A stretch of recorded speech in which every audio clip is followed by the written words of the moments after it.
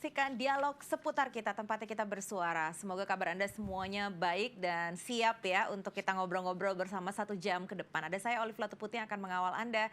Seperti biasa di sini pemirsa, dan nomor telepon kami masih juga langsung dibuka untuk Anda di 02163073003. Sekali lagi 02163073003. Apa yang akan kita bahas hari ini? Kita akan membahas meneropong calon dubes atau duta besar pilihan Jokowi. Kalau misalnya Anda familiar dengan masalah yang satu ini, mengikuti beritanya, siap-siap ya untuk bisa ngobrol langsung dengan kami di sini, memberikan opini dan pendapat Anda seperti apa. Kali ini di studio kami sudah ada narasumber yang kami hadirkan untuk Anda, selalu yang terbaik yang kami hadirkan untuk Anda. Dan kali ini sudah ada Bapak Jerry Indrawan, dan beliau adalah pengamat sosial politik Paramadina. Apa kabar Bapak Jerry? Selamat malam Mbak Olive, kabar baik. Kabar baik, luar biasa Jakarta macetnya hari ini ya. Macetnya luar biasa Mbak Olive. Ya, ini kalau kita bicara soal topik kita hari ini, yaitu meneropong calon dubes pilihan Jokowi. Sudah ada 33 nama 33 yang dimasukkan begitu ya ke DPR, yang kemudian akan menjalani fit dan proper test yang rencananya bulan September kalau saya tidak salah ya. Betul. Walaupun tanggalnya masih menerawang begitu, belum tahu exactly tepatnya tanggal berapa. Menurut Anda ini kan gonjang-ganjing nih, heboh nih, karena dari 33 nama tersebut ternyata ada 30% mungkin bisa dibilang ya, yang adalah bukan dari karir seorang, bukan dari jenjang karir yang wajarnya seorang duta besar begitu, tapi dari relawan dan orang-orang yang mendukung Jokowi ketika terpilih kemarin. Ini yang kemudian menjadi masalah. Komentar Anda seperti apa? Iya, duta besar itu jabatan karir Mbak Olive. Ya. Jabatan di mana seorang dengan kompetensi yang memadai untuk menjadi dalam tanda kutip presidennya Indonesia di negara negeri. Tujuan. Baik. Di luar negeri. Ya. Nah, Kementerian Luar Negeri menyiapkan diplomat-diplomat terbaiknya, putra-putri bangsa terbaik tentunya, untuk menempati posisi itu. Baik. Dengan berbagai macam training, pelatihan, sekolah begitu, sampai mereka siap untuk menjadi seorang duta besar. Problemnya sekarang adalah posisi karir tersebut memang tidak ada undang-undang yang mengatur kalau harus orang Kementerian Luar Negeri, atau katakanlah mereka-mereka yang punya kapasitas di bidang itu. Jadi siapapun bisa ke sana. Kalau kita lihat dari 33 itu tadi, hanya sedikit yang dari Kementerian Luar Negeri yang punya background sebagai seorang diplomat katakanlah. Selebihnya ada yang seperti Mbak Olive bilang, ada yang dari pendukung Jokowi, ada pelukis bahkan, seniman, betul ya, kita tidak usah sebut siapa ya, tapi yang jelas ada seniman, ada orang-orang yang mungkin saya tidak pertanyakan komitmennya kepada pemerintahan, tapi yang saya pertanyakan kualitasnya. Baik. Karena ketika kita bicara karir, kita kan bicara kompetensi. Baik. Kita nggak bisa bicara karir tanpa merit system. Baik. Ini yang terkadang membuat merit system tadi dihilangkan, kompetensi dihilangkan demi politik akomodatif. Kenapa akomodatif? Karena kalau kita lihat background nama-namanya, ya Mbak Olive sudah bilang tadi, sudah sebut tadi di awal, ada orang-orang yang pendukung Jokowi begitu, bahkan ada yang dari partai politik.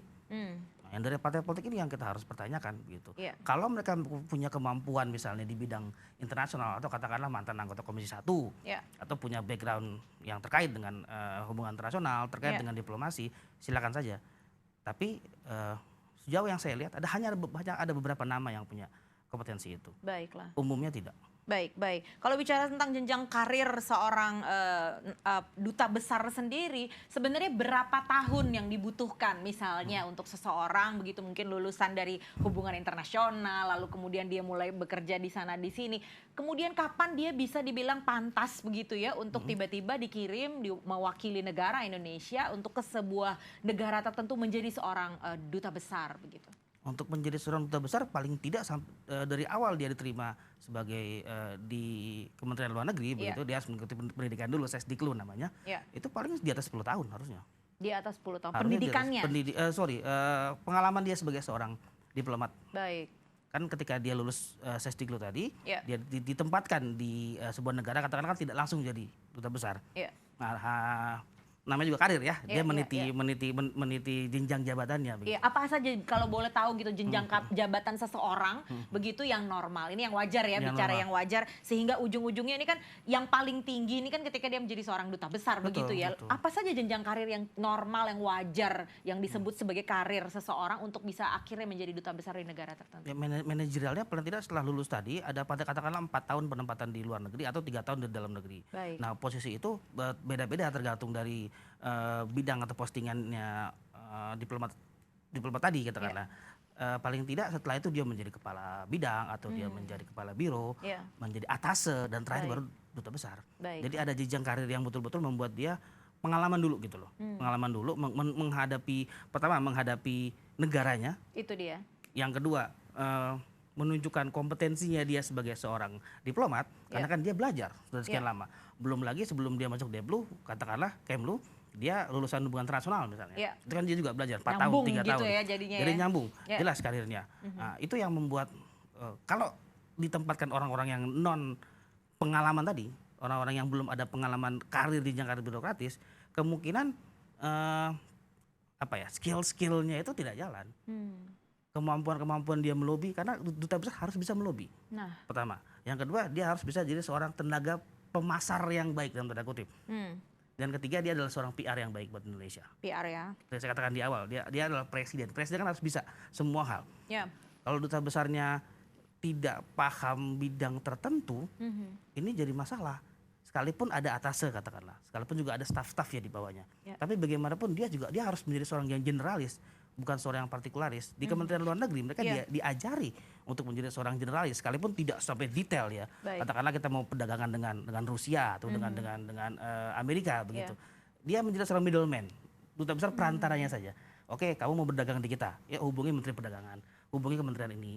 Tapi dia kan juga harus menjadi seorang yang awal yang tadi itu, sebagai seorang tenaga marketingnya tadi, untuk menyampaikan maksudnya Indonesia, untuk menyampaikan maksudnya luar negara tadi kepada kita begitu. Baiklah, berarti memang dibutuhkan skill tertentu bisa dibilang begitu ya. Orang tidak mungkin merandom orang siapa saja begitu, tidak bisa dijadikan seorang duta besar atau ambasador. Apakah seperti itu memang sama juga seperti seorang menteri. Baik. Seorang menteri kan bukan itu ada jabatan politis, tapi menteri yang baik adalah menteri yang paham kementeriannya. Yang paham bagaimana bekerja di bidang itu, bukan karena dia orang politik, bukan karena ada politik balas budi misalnya, tapi adalah orang-orang yang pakar di bidang itu. Duta besar juga sama, harus orang-orang yang pakar di bidang tadi. Kalau dia bukan pakar di bidang tadi, katakanlah begini saja, sebuah perusahaan tidak mau menempatkan tenaga marketingnya yang tidak ngerti apa-apa. Tenaga marketing baru misalnya, tenaga marketing yang tadinya sebelum dia masuk marketing dia adalah orang HRD, dia adalah orang yang beda departemen. Perusahaan tidak mau itu, sama seperti negara. Makanya saya pertanyakan, kok orang-orang yang tidak punya background hubungan internasional katakanlah, tidak punya background diplomat, ditempatkan untuk sebuah posisi yang sangat krusial. Ini kan bawa nama Indonesia loh. Ketika dia salah ngomong, katakanlah salah ngomong, salah buat kebijakan misalnya, sekalipun itu kebijakan yang hanya diteruskan dari Indonesia. Bukan dia yang salah, tapi negara kita yang salah. Ini Indonesia kenapa? Bayangkan ketika kasus hukuman mati, itu betapa duta besar kita di Brazil, duta besar kita di Prancis, duta besar kita di Australia, itu kan harus mati-matian menjelaskan posisi Indonesia kepada negara tersebut. Ini ada apa? Kok warga saya dihukum mati? Kemampuan-kemampuan itu tidak bisa didapatkan tanpa proper training begitu loh. Itu kemampuan-kemampuan yang memang dilatih. Harus ada basic skillnya dan juga pengalaman. Basic skill tanpa pengalaman percuma. Maka tadi Mbak Olive tanya bagaimana jenjang karirnya. Dia dilatih punya basic skill dan dia ditempatkan di sebuah negara dari awal begitu, dari awal karirnya dia punya pengalaman kan. Ketika sudah 10 tahun ke atas dia layak jadi seorang dubes. Terbiasa dan juga memang skill ya, punya satu skill tertentu. Kita akan bahas lebih dalam lagi pemirsa, kita masih ngobrol-ngobrol di sini mengenai peneropongan calon duta besar yang dipilih oleh Jokowi yang menimbulkan pro kontra begitu ya akan orang-orang pilihannya 33 nama tersebut. Kalau Anda salah satu yang ingin ikut berkomentar mengenai calon-calon nama duta besar yang dipilih oleh Jokowi ini, silakan hubungi kami di 0216307303. Kita ngobrol bersama, sharing bersama tentang masalah yang satu ini. Jangan kemana-mana, tetaplah bersama kami.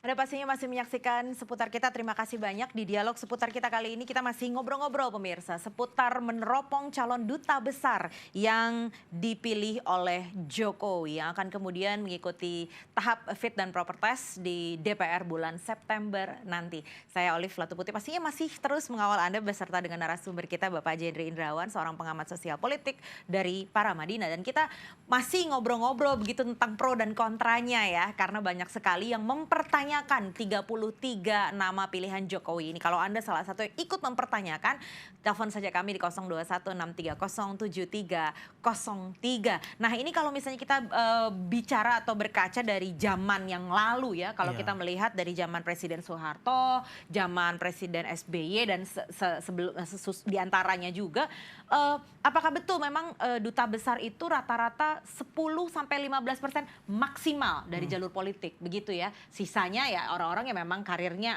ada di duta besar begitu, di sebagai seorang diplomat dan lain-lain. Maksimal 15%. Nah yang bikin orang bertanya-tanya kok ini bisa sampai 30%, berarti ini kan sesuatu yang dipertanyakan begitu. Apakah memang betul yang dulu-dulu itu maksimal 10-15%? Bapak Jerry silakan. Dulu-dulu ketika zaman Pak Harto tidak ya, karena gini, ini kan konsekuensi logis dari demokrasi kita yang sudah sangat langsung. Demokrasi langsung gitu, di mana presiden tidak lagi dipilih oleh lembaga parlemen, tapi dipilih oleh rakyat, sehingga dia membutuhkan suara yang besar, suara yang banyak untuk terpilih. Kondisi ini membuat seorang presiden harus memberikan sesuatu balas budi kepada orang-orang yang mendukungnya. Baik. Menteri itu jelas sekali. Kita sebut saja dirjen misalnya, atau kita sebut saja misalnya staf ahli dan segala macam posisi lainnya, termasuk ini adalah duta besar, gitu. Bahkan lebih dari 15%. Orang-orang dari parpolnya itu, kita coba saya trace dari era Gus Dur, era Ibu Mega, dari era Pak SBY sampai sekarang, pasti itu banyak sekali. Ini baru 33 nama. Baik. Ada 190-an lebih negara begitu kan. Walaupun tidak semua ada kedutaan besar ya, ada beberapa kedutaan besar yang dirangkap begitu. Nah, ini kan membuat posisi karir itu, jabatan karir itu menjadi ternodai oleh politik transaksional. Baik. Politik balas budi tadi. Makanya banyak sekali kalau kita katakanlah cari di mesin pencari begitu, kita coba lihat ada apa dengan dubes ini, itu banyak sekali komentar-komentar netizen misalnya yang selalu bicara ini kok semacam jadi politik balas budi. Ini kok Jokowi malah memberikan orang-orang yang katakanlah tidak sesuai kompetensinya untuk menduduki jabatan yang sangat penting sekali. Dubes ini penting sekali, sangat penting sekali. Dari segi tadi saya katakan dari segi kehumasan kita, dari segi bagaimana dia bisa menjelaskan kebijakan dalam negeri Indonesia bagi luar negeri. Misalnya begini soal tadi hukuman mati begitu kan, hukuman mati itu kita harus jelaskan kepada dunia. Kita punya hukum nasional, hukum nasional kita membolehkan dalam tanda kutip hukuman mati, kita harus jelaskan. Bisa, nah nanti kalau duta besarnya tidak mempunyai kompetensi untuk menjelaskan itu, duta besar dari background yang tidak sesuai katakanlah, bisa nggak dia membawa nama baik Indonesia, mempertaruhkan reputasi kita di dunia internasional? Yang ada malah kasus seperti di Brazil dulu, ketika pasca hukuman mati itu, duta besar kita ditolak kredensialnya oleh Presiden Brazil Dilma Rousseff. Ketika itu, nah itu kan kita tidak mau terjadi. Atau dengan Australia ketika duta besar kita ditarik, kita tidak ingin ada hal itu. Baik. Makanya dibutuhkan seorang duta besar yang paham bidangnya, berpengalaman, dan yang paling penting saya juga lupa sebutkan, dia non parpol, non politis, karena ini kan bawa nama bangsa, nggak lagi bawa nama golongan. Baik, tapi kalau tadi sempat sedikit komentar Bapak Jerry, berarti sebenarnya sudah biasa ya kalau misalnya orang-orang dari jalur politik begitu yang kemudian dijadikan duta besar. Dan apakah memang kalau sudah biasa lalu ya sudah, maksud orang-orang kan begitu ya, kalau sudah biasa ya udah, lalu berarti Jokowi hanya mengikuti jejak-jejak yang sudah biasa terjadi ketika dia harus bagi-bagi jatah begitu kepada para pendukungnya begitu. Komentar Anda bagaimana? Iya, konsekuensi logis dari demokrasi yang langsung tadi yang saya katakan, konsekuensi logisnya adalah bagaimana demokrasi politik tidak dimaknai secara substansi. Kalau kita bicara karir tadi substansi ya, dia pakar di bidang itu. Tadi saya katakan kan, nggak mungkin sebuah perusahaan orang marketingnya adalah orang yang background HRD begitu, tidak bisa. Menjadi demokrasi yang prosedur, hanya prosedur aja. Yang penting saya menang dengan suara berapapun. Akhirnya panggil orang satu, panggil orang satu, panggil orang satu. Baik. Setelah dia menang, apakah orang tadi nggak minta sesuatu? Pasti minta sesuatu. Itu terkadang Ya. something in return-nya. Yes, kita terima telepon dulu Pak Jerry ya. Dari siapa di mana? Halo seputar kita. Halo, selamat malam. Malam, dengan siapa Bapak? Dengan Pak Zainal Arifin, Tanjung Priok. Pak Dana Arifin? Tanjung Priok. Baik. Langsung komentar Anda Bapak silakan. Iya, enggak, ini saya hanya berpendapat. Ya. Pembantunya Jokowi itu kebanyakan tidak berkompeten, Pak. Ya. Kita sebagai rakyat hanya menyarankan. Kalau jabatan yang dipegang bukan ahlinya, Ya, nunggu aja negara ini akan hancur, Pak. Gitu itu aja. dia. Ya. Ya, pendapat dari rakyat. Terima kasih, Pak. Selamat Bapak malam. Zainal Arifin, terima kasih banyak sudah bergabung di seputar kita. Nah ini komentar dari masyarakat kita begitu ya. Ini kok kemarin masih heboh dengan menteri-menteri Ya. yang katanya banyak yang tidak berkompeten begitu di bidangnya. Dipaksakan dalam tanda kutip masuk. Nah sekarang menular lagi ke apa namanya jabatan besar. sebagai seorang duta besar ya. Lalu mau dibawa kemana ini negara kita, kan banyak yang bertanya begitu. Komentar Anda Ya, bagaimana? seperti lagu Armada ya, Iya. mau dibawa kemana ya? Ya, Takutnya nanti hancur, kata Pak Zainal Arifin tadi. Iya. Kalau begini terus, menteri saja, menteri saya Iya. pembantu langsung presiden, itu terjadi akomodasi yang betul-betul berlebihan terhadap partai politik. begitu. betul. Apalagi duta besar yang jauh di sana, Iya. kan kita nggak bisa lihat. Tidak terdeteksi Sulit, langsung sulit, gitu tidak oleh terdeteksi masyarakat langsung ya. ya, sulit, tidak terdeteksi langsung begitu. Seperti menlu kita, Ibu Retno Marsudi pernah menerima penghargaan dari Raja Belanda. Iya. Banyak orang nggak tahu itu. Iya. Nah, mungkin juga banyak yang tidak tahu kalau duta besar kita untuk Pakistan meninggal, Pak Burhan Muhammad, karena Iya. kecelakaan helikopter. Kecelakaan helikopter. Ya, betul. banyak yang belum tahu itu, sekalipun sudah ada di media ya. Iya. Nah, dari sisi itu saja, apalagi kinerjanya. Nah, apalagi kinerjanya, terkadang itu yang miss oleh media, yang miss juga oleh masyarakat. Baik. Saya appreciate Pak Zainal tadi, dia Iya. beliau dan orang-orang masyarakat lainnya harus bisa melihat lebih aktif lagi untuk Baik. lihat background dubes-dubes itu. Background, apa namanya, rekam jejaknya mereka Rekam siapa gitu ya, dari mana asalnya kok tiba-tiba bisa dikatakan berhak mendapatkan posisi sebagai seorang duta besar. Kami terima telepon lagi dari Anda pemirsa. Halo, dengan siapa di mana? Dialog seputar kita. Halo, Ya, dari Pak Yatno Bapak Yatno, di mana Bapak? di Kayu Putih, Jakarta Timur. Bapak di Kayu Putih. Komentar Anda langsung silakan Bapak. Ya. Nah, menurut saya jangan pesimis gitu ya. Baik, Jokowi itu juga bukan orang yang bodoh. baik. Jadi dia memilih calon duta besar itu juga pakai apa ya? Pertimbangan kriteria. ya Pak? Pertimbangan Baik. dan lain sebagainya. Ya, Iya. itu saja Bapak Yatno. Oke, gitu aja. Wah, terima kasih ya Pak sudah memberi ikut komentar bergabung di seputar kita. Nah kalau Bapak Yatno positive thinking saja katanya, jangan terlalu pesimis begitu kalau orang-orang ini apa namanya mungkin masih mungkin nih ya bisa merepresentasikan negara kita buat negara lain di mana dia ditempatkan. Nah ini fungsinya nanti fit dan proper test atau bagaimana nanti? Iya, tadi kan kita bicara negatif side-nya ya. Ya, Tentu harus ada positif side-nya. Iya. Paling tidak mereka learning by doing. ya, Dan kedua, Pak Jokowi kan nggak sembarang ya, pilih orang. Betul, yang Betul. Pak Yatno katakan. Ini pentingnya fit and proper test, Iya. Pak Olive. Kenapa ada fit and proper test? Supaya ada mekanisme check and balance. Iya. Ketika presiden tidak tuduhkan tadi ya, Iya. kita tuduh, oh ini orang-orang partai ini. ya. DPR bisa melihat, oke orang partai, kompeten tidak? Oke kamu katakanlah seniman atau bagaimana? Ya, Bisa tidak?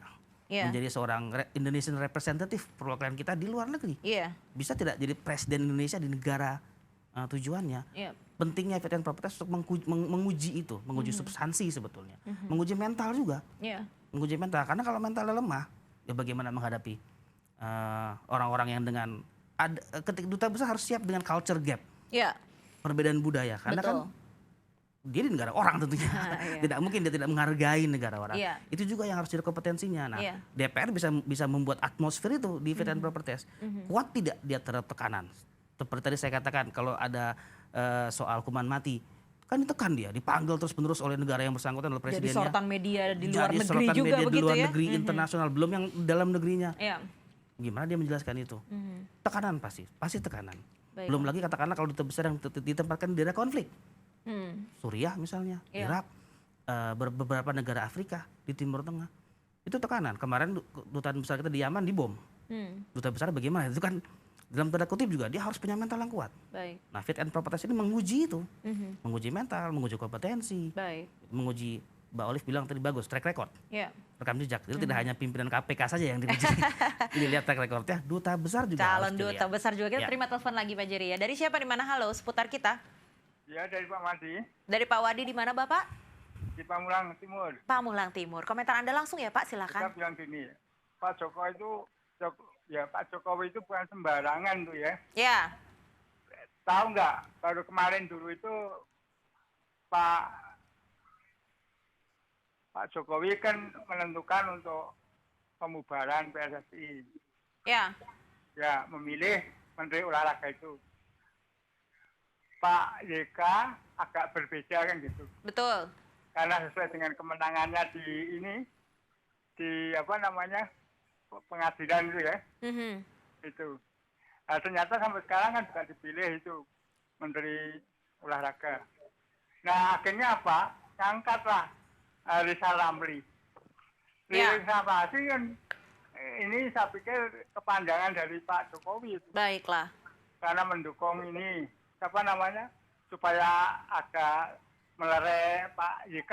Ya, ya. Kemudian menteri siapa nih? Menteri BUMN juga dulu bagaimana dengan Pak Jokowi ngomongnya itu agak mengecilkan gitu. Nah, makanya permasalahan Pak YK maupun Menteri BUMN kan mau dihadapi sama Rizal Ramli. Gitu. Baik. Terima kasih. Baik Bapak, terima kasih banyak Pak sudah bergabung di seputar kita, ikut memberikan pendapat Anda ya. Komentar Anda bagaimana nih sebelum kita break tentang penelpon kita tadi? Iya, justru Pak Madi ini memotret sebuah hal yang agak unik. Begitu. Sisinya lain yang dia Sisinya lihat lain, ya. begitu. Tapi ada kesinambungan. Iya. Kita bicara sepak bola tadi. Iya. Duta besar yang baik adalah duta besar yang bisa mengakomodir tim olahraga dari Indonesia. Iya. Kalau kita bertanding di luar negeri misalnya, bisa tidak dia melakukan diplomasi olahraga tadi itu? Baik. Diplomasi olahraga, belum tim budaya misalnya, diplomasi budaya, bisa tidak dia melakukan itu? Itu yang Pak Madi tadi potret. Lalu bagaimana dengan Pak Rizal Ramli misalnya, Ibu Rini tadi BUMN disebutkan, yang banyak orang katakan Pak Rizal tidak punya background maritim, Ibu Rini juga tidak punya background di BUMN misalnya, atau bagaimana? Itu kan juga jadi bagaimana politik transaksional mengalahkan demokrasi yang substantif tadi, yang karir tadi seperti yang kita bilang di Dubes ini.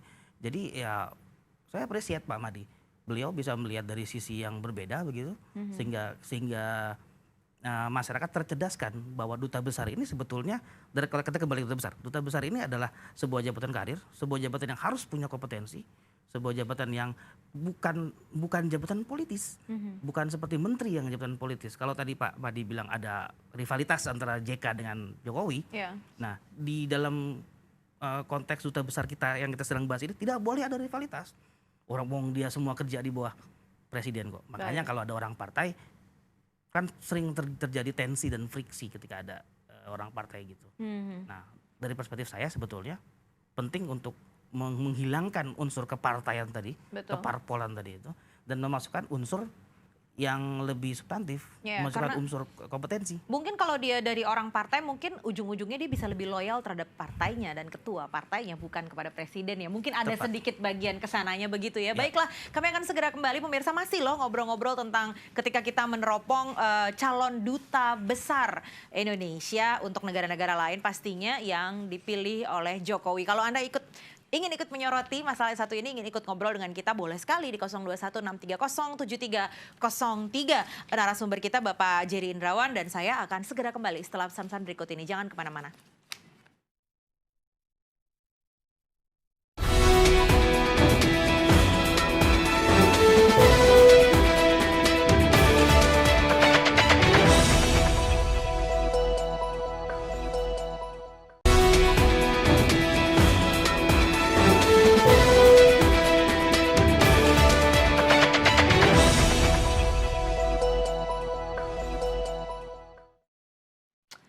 Pemirsa, Anda masih menyaksikan menyaksikan dialog seputar kita. Terima kasih banyak Anda masih bergabung bersama dengan kami di sini. Masih telepon kami terbuka untuk Anda di 0216307303. Kalau Anda ingin ikut meneropong bersama dengan kami di sini calon duta besar pilihan dari Jokowi. Ada 33 nama yang diserahkan ke DPR begitu untuk mengikuti fit dan proper test bulan September nanti. Saya masih ngobrol-ngobrol dengan narasumber kita Bapak Jerry Indrawan. Beliau adalah pengamat sosial politik Paramadina dan kita membahas ini karena banyak sekali pro dan kontra yang terjadi di antara 33 nama yang terpilih tersebut. Mengapa? Karena ternyata ada sebagian besar 30% kurang lebih nama-nama yang adalah relawan begitu Jokowi ya, orang-orang yang merupakan tim sukses ketika Jokowi terpilih menjadi presiden kemarin. Banyak orang yang mengatakan ini kok betul-betul sepertinya nyata banget bahwa ini adalah hadiah hiburan begitu ya buat para tim sukses presiden yang membantu kemenangan Jokowi kemarin. Mungkin oke, menteri sudah terpilih lah ya, orang-orang di jabatan-jabatan tertentu yang strategis juga di dalam negeri sudah ada lah jabatannya masing-masing. Lalu ada hadiah hiburan, ini kata orang-orang ya, yang adalah jabatan-jabatan berupa duta besar. Nah ini yang mungkin sedikit dipertanyakan dan menjadi gunjang-ganjing di luar sana. Nah, komentar Anda bagaimana? Ya, duta besar itu jabatan strategis, sangat strategis. Sangat strategis. Paling ya? tidak dia keluar negeri begitu. Yeah. Itu sangat strategis. Dia corong Indonesia di mata internasional. Dia bisa membuka kebijakan luar negeri Indonesia. Yeah. Menginisiasi kebijakan luar negeri kita terhadap sebuah negara katakanlah. Yeah. Saya ambil contoh misalnya poros maritim dunia Pak Jokowi. Yeah. Yang penting juga untuk dilakukan kalau poros maritim kan kita nggak bisa bicara Indonesia saja. Yeah. Kita bisa regional, Asia Timur, Asia Selatan, Asia Tenggara, sampai Australia, bahkan dunia. Duta besar di negara-negara yang saya sebutkan tadi itu harus bisa menjebatani poros maritim dunianya Jokowi. Betul. Kalau dia tidak paham poros maritim dunianya, konsepnya tadi, nawacitanya katakanlah, bagaimana dia bisa menjebatani. Baik. Kalau dia tidak paham tugasnya dia sebagai seorang duta besar pun, bagaimana dia bisa menjebatani. Yeah. Jadi penentuan seorang duta besar itu sangat strategis, karena dia sangat terikat dengan yang namanya kebijakan luar negeri Indonesia. Yeah. Kebijakan luar negeri berasal dari kebijakan dalam negeri. Yeah. Nawacita Jokowi katakanlah. Nah, itu dimanifestasikan melalui politik luar negeri, kebijakan luar negeri yang sangat terkait dengan penentuan dubes-dubes tadi. Baik. Jadi duta besar kita untuk India katakanlah, untuk Cina, untuk Jepang, Korea Selatan, Australia itu sangat berpengaruh untuk kebijakan poros maritim dunia. Baiklah, kita terima telepon lagi Bapak Jerry. Dari siapa di mana? Halo, seputar kita. Ya, halo, selamat malam. Selamat malam. Dengan siapa Bapak? Tampu Bolon. Bapak Tampu Bolon. Di mana Bapak? Di Kunciran. Baik, komentar Anda yang Bapak silakan. Kalau komentar saya sebagai pengambil keputusan yang mau ingin mencari pembantunya, yang pertama-tama pertimbangan itu biasa saja adalah orang yang bisa dipercaya. Baik. Soal menempah kemampuan, kalau duta itu berapa macam keperluannya. Ya. Dan Jokowi udah gariskan, kamu mempromosikan produk-produk Indonesia. Baik. Kamu cairkan hubungan yang agak terganggu. Dan sebagainya. Dan inilah, dan yang perlu sebenarnya kalau kita itu hanya yang perlu itu bahasa harus mampu. Ya. Kalau ke Amerika harus bahasa Inggris. Kalau ke Arab bahasa Arab. Ya. Kalau ke Cina bahasa Mandarin. Betul. Itu yang harus dilihat. Kalaupun itu tidak mampu, itu bisa dipelajari. Yang penting kepercayaan. Baik. Dan garis-garis pokok. Dan kita kalau seperti tadi katakan, seperti yang mendukung ya itu udah pasti. Baik. Jadi kita jangan melecehkan orang. Dan kita udah lihat beberapa menteri yang sudah juga orang hebat tapi gagal juga, korupsi juga. Baik. Tapi harus orang yang bisa dipercaya membawa misinya Jokowi. Baik. Itu yang pertama. Dan harus. Terima kasih. Terima kasih Bapak Tampu Bolon untuk komentar Anda. Nah ini kalau menurut penelpon kita sudah beberapa nih yang ternyata positive thinking semua ya. Sangat diapresiasi bahwa mereka mengatakan ini yang penting kan orang-orang yang dipercaya. Kalau emang orang-orang yang dipercaya itu memang dari relawannya beliau sendiri, memang dari partai politiknya, orang-orang yang memang dia tahu siapa, ya kenapa enggak begitu ya. Yang penting tahu visi dan misinya. Nah komentar Anda bagaimana nih? Iya, satu kata, trust. Yeah. Kepercayaan begitu. Sama seperti saya analogikan sebuah perusahaan, dia tidak akan percaya seorang marketing yang backgroundnya bukan marketing begitu. Jokowi juga pasti percaya. Sekalipun dalam politik kita nggak bisa ansih menerapkan hal seperti tadi. Dalam politik terkadang ada orang yang tidak punya kompetensi tapi dipercaya sekali. Iya. Nah itu banyak sekali kejadian seperti itu. Dan dalam kasus-kasus tertentu justru mereka-mereka yang katakan dapat kepercayaan tapi tidak punya kompetensi malah yang baik. Pak Tambulan bilang ada yang bagus kok tapi korupsi-korupsi juga Iya, gitu. iya. Guru besar, dokter atau bagaimana korupsi-korupsi juga. Ya itu dilemanya sebetulnya, dilema demokrasi begitu. Iya. Ketika kita satu sisi menempatkan seseorang yang punya kapabilitas untuk itu tapi dia tidak dipercaya atau Iya. katakanlah punya integritas yang lemah, Iya. kecenderungan dia untuk melakukan korupsi katakanlah itu lebih tinggi. Baik. Tapi mungkin ada seseorang yang punya integritas kuat tapi tidak pakar di bidang itu. Iya. Nah, seorang presiden harus bisa melihat. Seorang presiden harus punya kemampuan untuk memilih, untuk select, memilih siapa-siapa saja pembantunya. Iya. Siapa-siapa saja yang bisa bantuin saya. Baik. Dari sisi itu tadi, dari sisi kompetensi, kepercayaan, public acceptance gitu, Iya, apakah publik bisa menerima dia. Baik. Itu harus dipertimbangkan. Baik. Gitu. Dan mungkin ini 33 nama ini ya mungkin memang adalah hasil orang-orang yang sudah dia rasa, Iya. dia percaya walaupun sebagian besarnya sebagian besarnya adalah orang-orang yang mungkin bukan dari latar belakang duta besar Iya. begitu ya. Tapi yang bikin orang-orang kecewa nih pemirsa ya, ini karena pro dan kontranya terjadi karena Jokowi sempat berjanji dalam kampanyenya untuk tidak bagi-bagi kursi. Mungkin itu yang mengecewakan ketika mereka melihat loh, kayaknya yang ini kok ada bagi-bagi kursi. Nah, ini ada satu kasus loh kok kayak ada bagi-bagi kursi lagi. Mungkin itulah bagi-bagi jatah ini yang mungkin mengecewakan bagi banyak pihak. Terlepas dari apakah orangnya bisa dipercaya atau tidak. Mungkin begitu Pak Jerry ya. Yang harus kita kritisi adalah yang Mbak Olive bilang tadi. Iya. Jokowi percaya, katakan 33, mungkin Iya. Jokowi percaya setengahnya. Iya. Setengahnya dari siapa?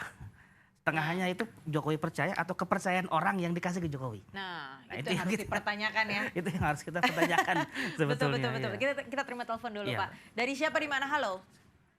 Halo, Assalamualaikum. Waalaikumsalam, dengan siapa Bapak?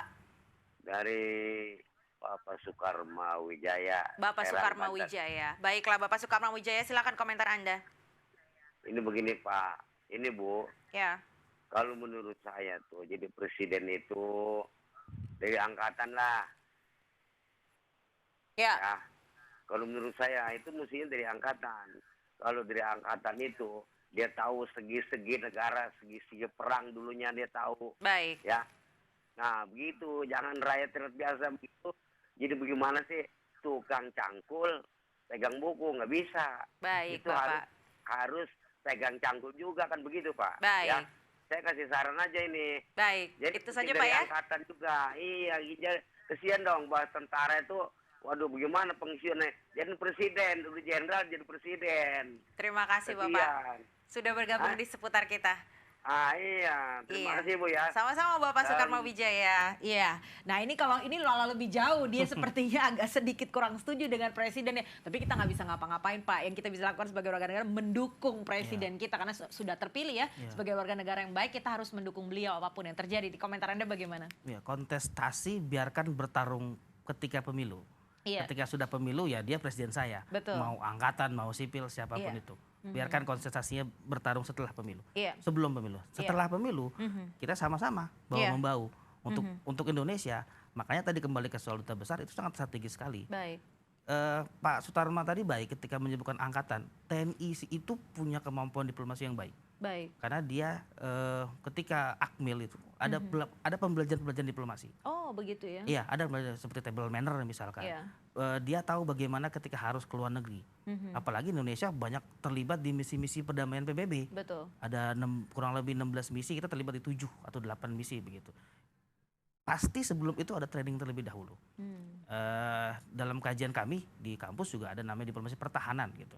Jadi diplomasi yang dilakukan dalam konteks pertahanan yang biasanya tidak oleh orang sipil tapi juga oleh militer. Baik. Dalam struktur duta besar, struktur kedutaan, tadi saya katakan juga ada atase. Iya. Salah satu atase adalah atase pertahanan Baik. yang bicara masalah militer. Jadi militer juga punya kompetensi untuk menjadi seorang duta besar katakanlah. Saya lihat di list juga ada 1-2 nama yang memang background militer. Ya. Purnawirawan. Baiklah. Yang penting mungkin orang-orang yang punya kompetensi, kapabilitas dan kapasitas itu penting ya pastinya untuk menjadi seorang duta besar begitu atau perwakilan kita di negara lain. Sudah ada 33 nama yang terpilih oleh Jokowi dan itu yang kita sedang bahas kali ini. Apakah mereka betul-betul calon yang pas begitu, kita teropong sama-sama di 02163073003 masih terbuka di segmen terakhir kami nanti. Kami akan segera kembali. Jangan kemana-mana, tetap Tetap bersama kami di Seputar Kita.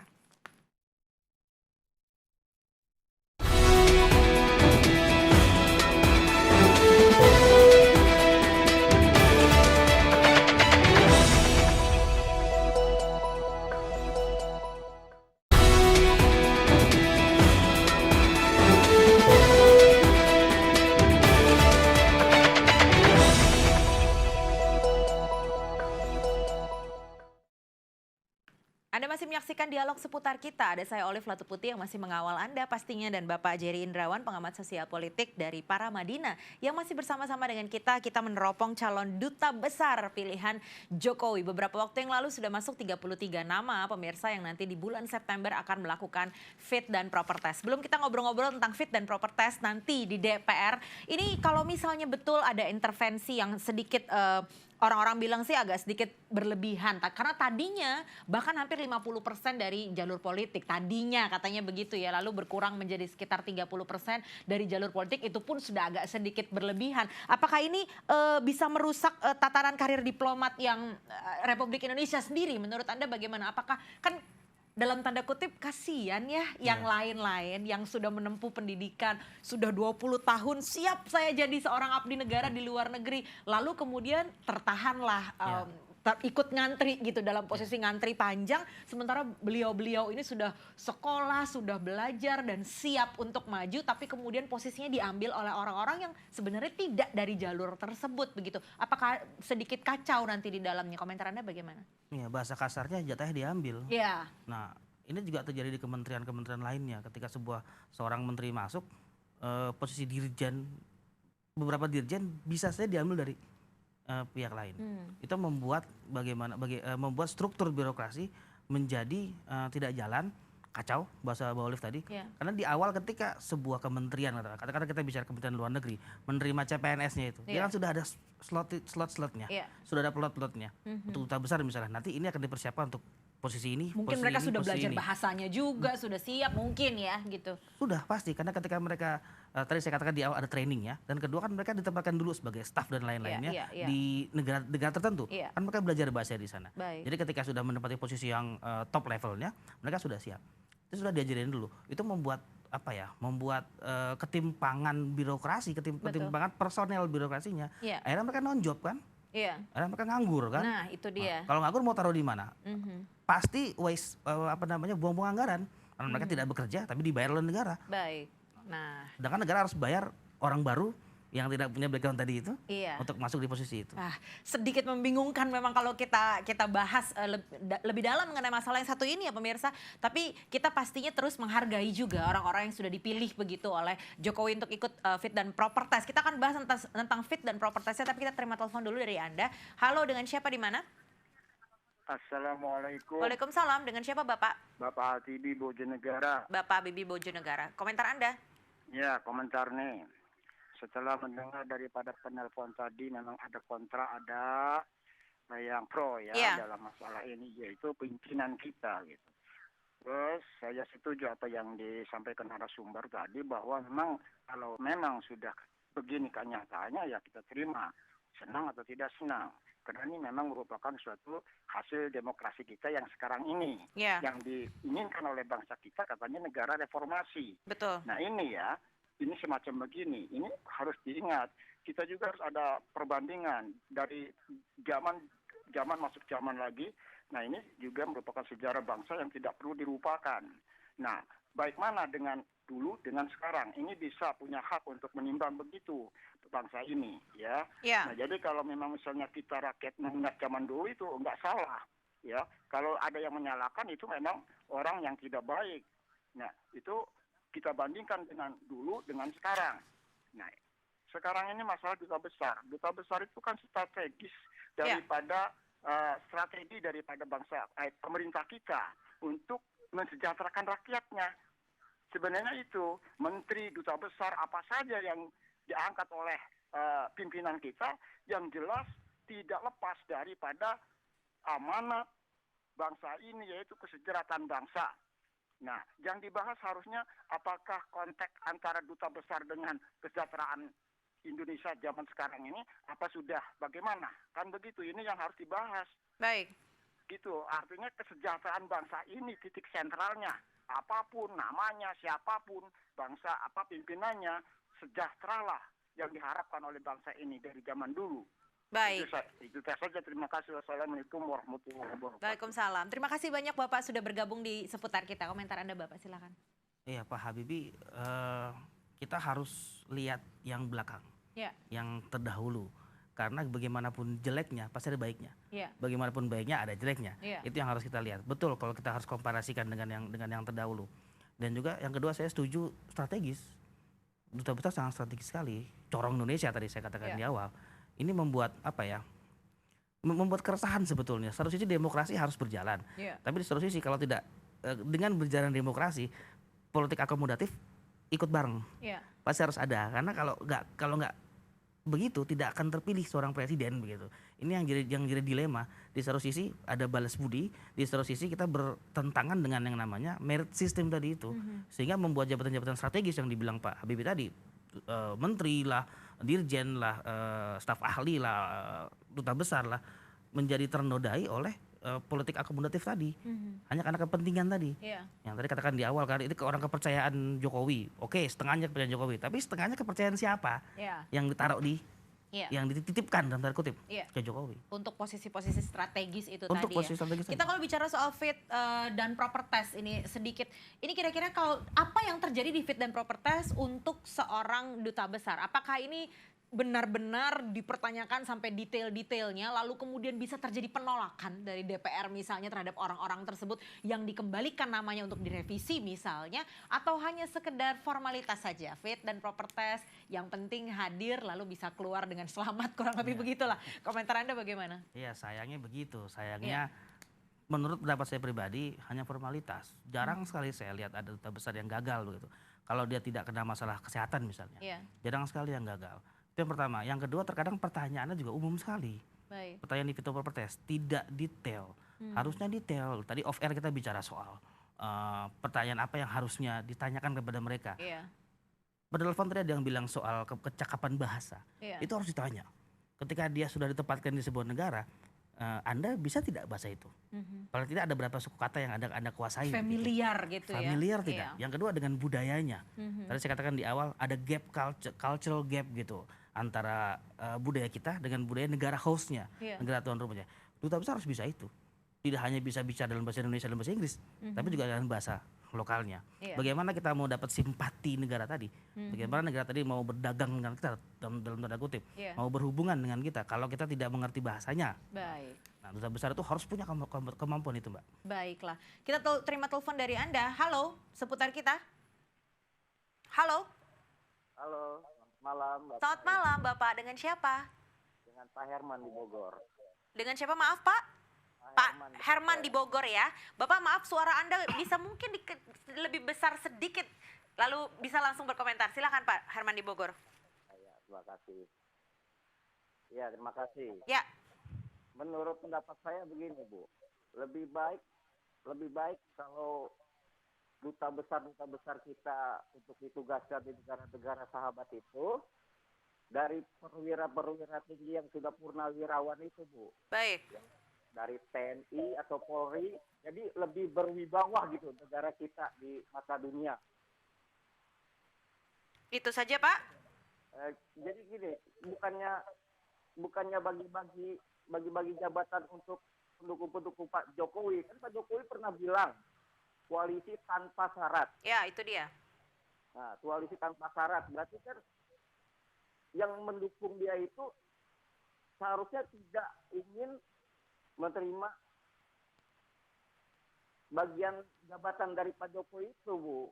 Baiklah. Maksudnya begitu. Jadi kalau misalkan ditugaskan purnawirawan TNI atau Polri, panglima tingginya itu, saya rasa negara kita lebih berwibawa gitu, Bu. Ya. Itu saja, Bapak. Begitu aja, Bu. Terima kasih banyak Bapak Herman di Bogor ya sudah ikut ngobrol-ngobrol dengan kita dan beropini. Nah ini kalau beliau bilang tidak setuju begitu kalau ada karena ada koalisi tanpa syarat, kita sempat bahas tadi ya.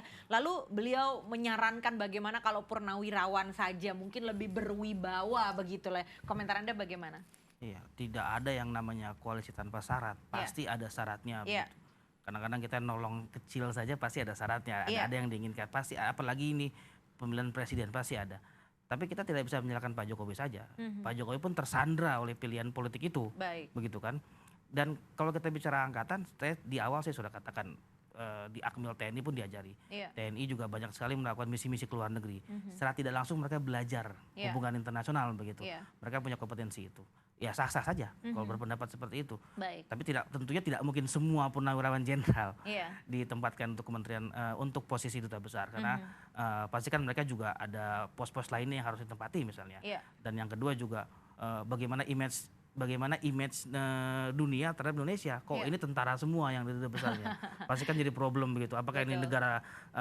negara militer kan tidak pastinya. Militer Iya. tetap di bawah sipil. Baik, dan jangan lupa ada juga yang tadi kita sempat bahas, orang-orang yang memang sudah membangun karirnya begitu ya di betul. sebagai diplomat. Kalau ini dipaksakan menurut Anda bisakah ini jadi moral hazard bagi komunitas diplomatik Indonesia begitu dengan adanya banyak dari jalur politik yang masuk dalam menjadi duta besar? Pasti. Pertama soal pos-pos tadi yang harusnya ditempati oleh pejabat karir, Iya. sekarang tidak. Yang kedua, orang-orang yang di bawah duta besar tadi bagaimana? Duta besarnya oke dari non Kemenlu atau Iya. dari non karir. Tapi kan aparatur di bawahnya itu Iya. orang Kemenlu semua. Iya. Pejabat karir, bisa tidak dia menerima arahan dari duta besar tadi? Acceptable tidak dia? Iya. Di- Bisa beradaptasikah Bisa dengan baik? adaptasi nggak dengan Iya. rutannya sendiri? Ini kita belum bicara negaranya loh. Iya, Itu iya, baru iya. bicara rumahnya dia sendiri. Iya. Itu bisa tidak? Bisa saja jadi moral hazard. Bisa saja ada resistensi. Iya. Bahkan dari internal Kementerian Luar Negeri sendiri. Yes. Pasti karena itu kan buang-buang anggaran seperti saya katakan tadi. Buang-buang anggaran terus nanti yang kedua kredibilitas pasti turun. Iya. Kredibilitas Kemlu. Dan yang ketiga kalau ada apa-apa kan nama Indonesia yang kena, bukan nama Kemlunya saja. Iya. Nama Indonesia yang kena. Nah, ini yang makanya tadi saya katakan sangat strategis sekali duta besar itu setingkat menteri loh Mbak Olive. Setingkat menteri, pemilihannya tidak sembarangan begitu. Baik. Bahkan bahasa saya malah duta besar setingkat presiden sebetulnya. Karena dia harus menguasai semua bidang. Baik. Dia harus paham bidang olahraga, pertahanan, budaya, ekonomi. Dia bisa bicara semuanya. Baik. Baiklah, ini harapan kita karena waktu sangat terbatas, harapan kita nih untuk nanti Fit dan Proper Test September begitu ya, walaupun tadi Ya. kita sempat bahas mungkin hanya sekedar ya formalitas begitu, tapi harapan Anda bagaimana nih dengan adanya 33 calon baru untuk duta besar ini dan harapan kita untuk keberadaan mereka, siapapun mereka terpilih atau tidaknya nanti mereka. Harapan saya Komisi 1 harus jadi negarawan. Baik. Bukan lagi sebagai seorang anggota partai politik yang sedang ada di DPR. Ya, Dia harus ya. jadi negarawan. Dia harus lihat kompetensi dari masing-masing Secara jujur dan benar calon-calon gitu ini ya. secara jujur dan benar. Ya. Kalau perlu pertanyaannya detail. Dia harus paham tadi budayanya, bahasanya. Kalau dia tidak punya pengalaman, kita tanya ke depannya Anda mau melakukan apa? Ya. Apa kiat-kiat Anda misalkan? Iya. Terus untuk menghilangkan menutupi rekam jejak Anda yang tidak punya pengalaman begitu. Iya. Kalau yang punya pengalaman diplomat karir misalnya, apa yang sudah Anda lakukan? Baik. Apa yang bisa Anda kontribusikan di negara yang tadi? Iya. Jadi pertanyaannya sangat detail, penguasaan bahasa tadi, Iya. masalah budaya. Jadi tidak hanya sekedar formalitas pertanyaan umum saja, tidak. betul. Harus detail, harus betul-betul. Bahkan kalau perlu tidak luluskan, Iya. digagalkan saja, Itu ganti harapan yang kita baru. sebenarnya ya. Betul. Kalau memang tidak kompeten ya, Iya. kalau memang tidak kompeten ya. Itu Siapapun itu, harapan baik kita. dia backgroundnya Kemlu maupun background non Kemlu, Iya. non karir, dia juga harus ada pertanyaan apa ya, Kritis pertanyaan begitu ya. kritis, bahkan super kritis. Ya, baiklah. Karena memang hal-hal seperti ini harus kita angkat pemirsa. Karena jarang sekali loh kita tahu siapa duta besar kita. Jarang sekali kita tahu ini siapa nih yang terpilih. Padahal posisi-posisi yang sangat strategis mewakili kita Indonesia di seluruh dunia. Kurang lebih begitu ya. Jadi dengan adanya percakapan ini semoga bisa memberikan sedikit pengetahuan lebih buat masyarakat kita di rumah juga sama-sama. Dan kita kawal nih pemirsa siapa orang-orang nantinya yang nama-nama yang betul-betul resmi terpilih menjadi duta besar baru untuk Indonesia. Baiklah Bapak Jerry Indrawan, seorang pengamat sosial politik dari Paramadina. Terima kasih banyak sudah Sama-sama, ngobrol-ngobrol Olive. dengan kita, berbagi ilmu, berbagi sharing-sharing juga ya tentang masalah duta besar ini. Dan kita juga lihat nanti orang-orang yang terpilih sama-sama kita harapkan orang-orang yang betul-betul punya kredibilitas, kompetensi, kapasitas, orang-orang yang betul-betul menguasai bidangnya, mampu mewakili kita sebagai rakyat Indonesia di mata dunia. Saya Olivia Putri atas nama seluruh kerabat kerja yang bertugas mengucapkan terima kasih banyak atas perhatian Anda. Jangan lupa pemirsa saksikan Seputar Kita Senin sampai Jumat jam 7 sampai 9 malam. Kita ketemu lagi lain waktu ya. Salam.